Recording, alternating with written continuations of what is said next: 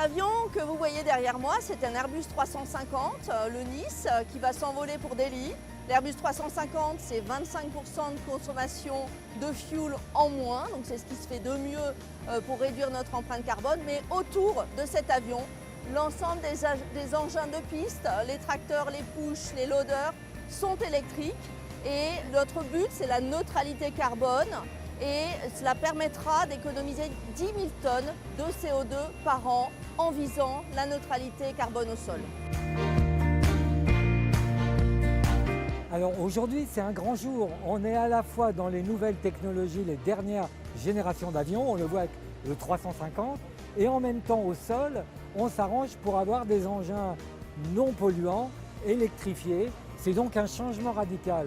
Et la crise que nous subissons aujourd'hui nous fait prendre conscience qu'il faut accélérer dans ces nouvelles technologies.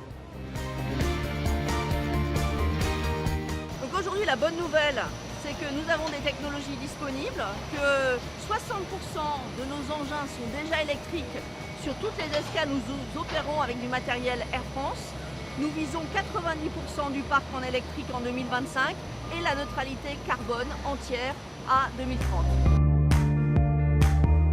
Alors, nous savons que le renouvellement de notre flotte est vraiment le premier levier pour réduire notre empreinte carbone. Mais viser la neutralité carbone au sol est également extrêmement important. Les technologies sont disponibles. Nous avons des partenariats forts avec les équipementiers, avec CLD qui nous fournit une bonne partie de notre matériel de piste, avec Carwatt, une start-up qui nous a permis de changer les moteurs thermiques des tapis bagages en moteurs électriques en utilisant des piles en seconde vie, donc c'est vraiment de l'économie circulaire.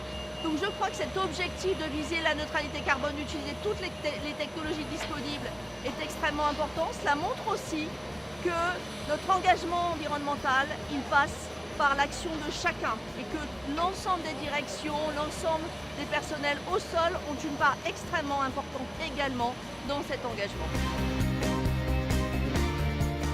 Alors Carwatt est une start-up qui donne dans l'économie circulaire, le développement durable, c'est-à-dire qu'elle prolonge la vie des batteries, du secteur automobile par exemple, elle prolonge la vie des véhicules. C'est pour ça que par exemple un tapis à bagages qu'on pourrait réformer au bout de 6-7 ans, on peut l'emmener beaucoup plus loin. Et avec les équipes d'Air France, ça se passe merveilleusement bien parce qu'ils ont acquis cette technologie et on pourra peut-être même un jour exporter des matériels rétrofités. Aujourd'hui, il y a une nécessité d'avoir une rupture technologique. L'aviation du futur, elle sera non polluante. Il faut s'en donner les moyens. Elle sera à pile à combustible, à hydrogène, hybride, etc. Donc ça nécessite des investissements très lourds. Les compagnies, elles, reçoivent ces matériels, mais en même temps, c'est elles qui achètent.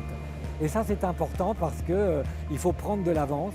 C'est la nouvelle technologie au service de l'environnement et ça devient de plus en plus important.